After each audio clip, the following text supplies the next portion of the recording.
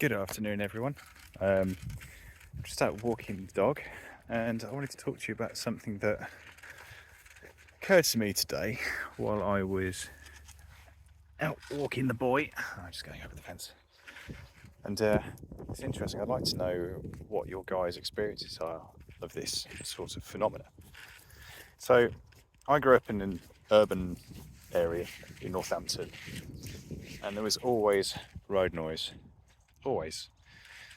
And as I became an adult and we started doing adult things and moving around, I sort of never really thought about it before, but the ambient noise of just traffic or railways, how comforting that can be. And when you move out to the countryside, like we have, look at this. It's going like this, but yeah, there it is.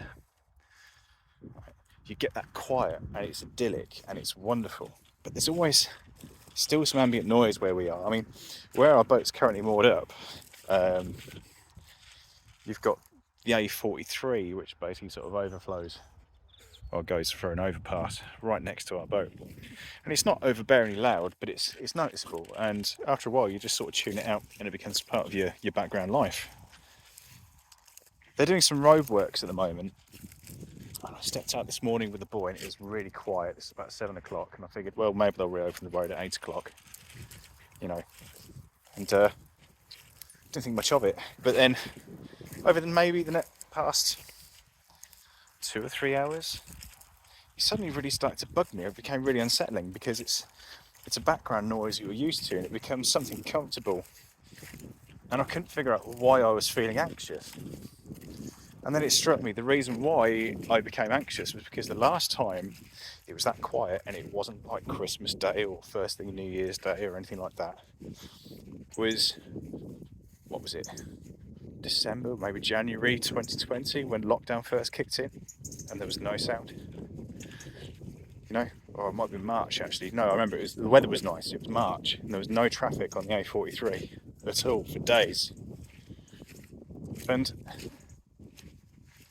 I suddenly started feeling really nervous. You suddenly start getting this feeling that it might come back, it might happen again. And before you realise it, you're kind of in like a full panic.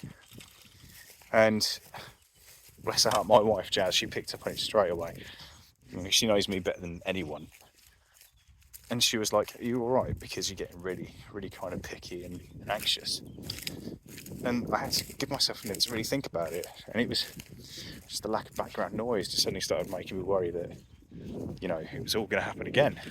And, I'm sure if it did happen again, we'd just deal with it. But it's just that sometimes it takes a little moment like that for you to realise exactly what it was that you went through. I just started the October previous working for a major DIY firm, and as soon as lockdown started, we had to change our protocol of like how everything worked around the store. And one of the things that we used to do was we had the car park completely cordoned off, and we put in like an S-bend to control customers coming in and out, and the queues were very long because we were limiting the amount of customers who came into the store. And I'd done some marshalling before. I've marshalled at like live events and all sorts of bits and bobs, so I was comfortable with it. And for the first week, everyone was really, really good. We'd give them instructions. We'd tell them we were only allowing a certain amount of people in at a time. They'd understand. We'd ask them to be patient. We're thankful for it. And if we even said, like for your own welfare, if the queue becomes too much, you can just leave the queue at any time. You weren't holding spaces or anything, but we did say, if something feels wrong, just tell us and we'll fix it. And that was fine for like the first week. But by the second week, we had people coming back tradies were coming in daily to get stuff. And our click and collect at the time that we'd set up was rammed. So people were just trying it to get into the store. And then some people really started to get nasty about it. Really confrontational, or not listening to the safety briefings that we had to give out. And, it was unpleasant. And it's kind of a strange one because at the time you just sort of deal with it and you don't really necessarily process it right. I certainly didn't necessarily process it right at the same time. So yeah, no, it was just odd. And in the end, there was that, and then there was because my wife's illness. If she got COVID, it would have been really bad for her because immunocompromisation. And we just sort of, I left actually, and that's when I started Arcane Ritual properly. It's like something that was an actual solo business venture, and it did us really well through lockdown. Just about. Where am I going with this? Sorry, a bit of a ramble. It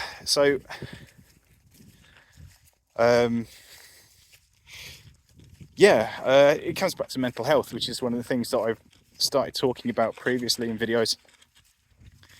And it just suddenly got me realising, how much of an imprint lockdown had on my psyche and my mental well-being.